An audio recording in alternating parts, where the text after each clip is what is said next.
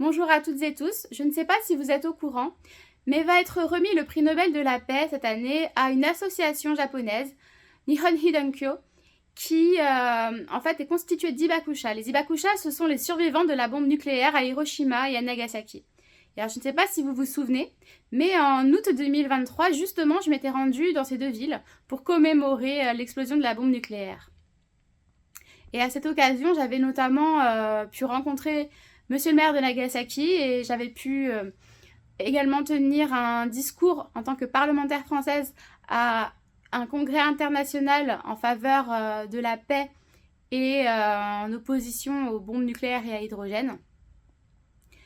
Donc vous vous doutez bien que cette remise de prix Nobel, pour moi, elle a une importance toute particulière d'autant plus qu'en 2025, nous commémorerons les 80 ans de ce drame terrible que sont les bombardements nucléaires à Hiroshima et à Nagasaki. Et c'est d'autant plus important aussi que les Ibakusha sont en train de disparaître les uns derrière les autres. Bientôt, nous n'aurons plus de témoins de cette sombre période de l'histoire.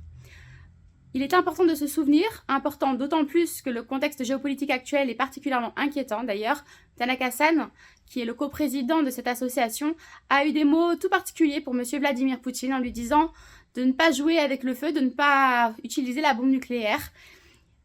Et ce parce que bien entendu, les ravages seraient absolument épouvantables, à la fois sur le coup, mais aussi à l'avenir. Parce que ce qu'on a tendance à oublier, c'est que la bombe nucléaire à Hiroshima et à Nagasaki, elle n'a pas seulement tué des centaines de milliers de personnes sur le coup, elle a aussi gâché la vie de plein d'autres personnes, et ce, jusqu'à aujourd'hui même. Les impacts se font encore sentir aujourd'hui. Les personnes qui ont subi ces bombardements ont souffert dans leur chair pendant de nombreuses années, et ça a eu des impacts sur leur vie, mais aussi sur la vie de leurs descendants.